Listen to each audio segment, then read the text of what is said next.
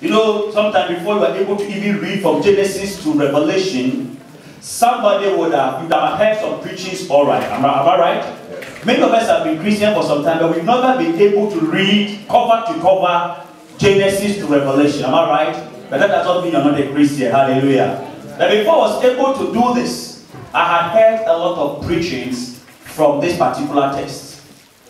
Philippians chapter 3 and the verse number 10.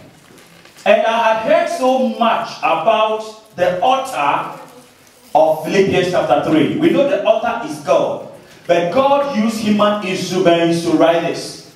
And sometimes some of these human instruments, God used their experiences to also give us the canon of scripture. So it was like Apostle Paul. And Apostle Paul writing to the church at Philippi and saying that I may know him. Then it really beat my mind, because looking at who Apostle Paul is, a great apostle.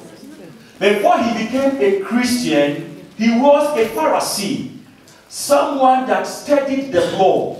He knew the details of the law, not only the interpretation of the law, but also why those things were written. You know, sometimes we can say, what is it? But what is it is different from why is it. Are you with me? Yes. What is it is different from what? Why is it? Now, what talks about the content, the material inside. What? But when you talk about why, you are looking at the reason. Are you with me? Yes. Now, you say, what is maybe education?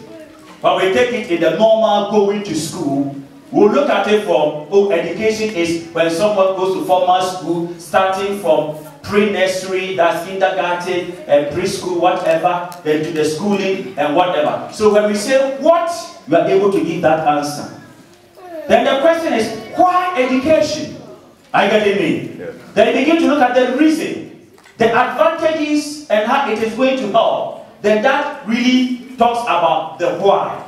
And then the how will deal with the means, the procedure involved in the whole thing. Are you with me? So somebody like Apostle Paul had studied the law, the Old Testament. He knew everything as a Pharisee. So when it comes to what the content is, Apostle Paul knew it. But then he that knew all these things and also knew the why. That was why he was able to rise up, go to some of the leaders of the time, say, give me permit, so that I can go and then what? Kill the believers. Why? Because he knew the why of the law and the why of the Pharisees being there. So that when he saw that something was a threat, it was better to eliminate it before the whole thing becomes a problem. You know, Apostle Paul was somebody whose devotion is unique. Listen to me. Our devotion must be unique. Hallelujah. Amen. So he knew God. So his devotion was unique. So he saw that, look, if we allow these Christians to exist, one day they will take over Judaism. So the earlier the better, we root it out. So he went about persecuting the church. Hallelujah. Because he knew the what and whys of it. But then Jesus arrested him. Then the same zeal that he used, he transferred it into the kingdom. Hallelujah. Amen. Certain times, let us understand this. Some of us have some inner abilities and qualities which we need to transfer and allow the Holy Spirit to empower so we can use it to advance God's work. Are you with me? Yes. There are some of us, we have what we call the warrior-like character in us. And I'm saying this because, like I've been telling the Dortmund Church, nowadays I'm into human behavior. Certain times we kill the warrior-like nature in children. We kill the warrior-like nature in us, thinking that when we become Christians, we should become timid. And and we interpret timidity for humility.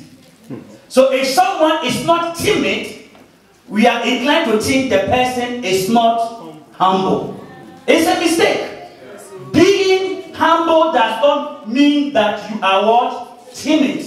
Are you with me? So sometimes some people, in order to manipulate us, will kill the warrior spirit God has given to each one of us. And then we'll use the word, this person is not humble. Are you getting that? Only for the person to manipulate you. Are you getting me? Then you feel that, oh, I'm not a good Christian enough. Why? Because that person has been able to put timidity in you. May God forbid. In the name of Jesus Christ. And we do it this way, am I right? Topiama. Hallelujah. Amen.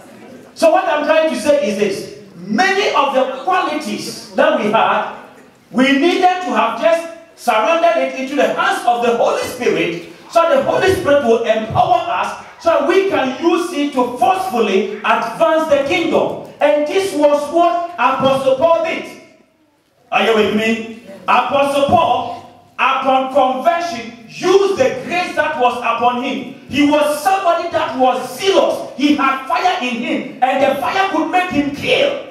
So that if the fire can make him kill, now that he has become a Christian, why can't that same fire make him win people for God? Are you with me? So Apostle Paul was somebody, when he became a Christian, listen, he had a face-to-face encounter with the Lord. Jesus revealed himself personally to him. So Apostle Paul is saying that I am the least of the apostles, but Jesus still revealed himself what? To me. Are you with me? So listen, for almost half of the New Testament, almost half, all are due to Apostle Paul. Are you with me?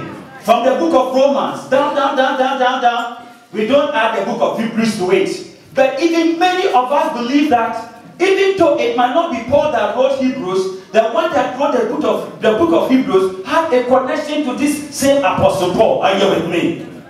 So that you see that Apostle Paul knew God and he studied a lot. Are you with me? But upon all this knowledge that Apostle Paul had, he still comes over here and then says that I may what? Know him. Hallelujah.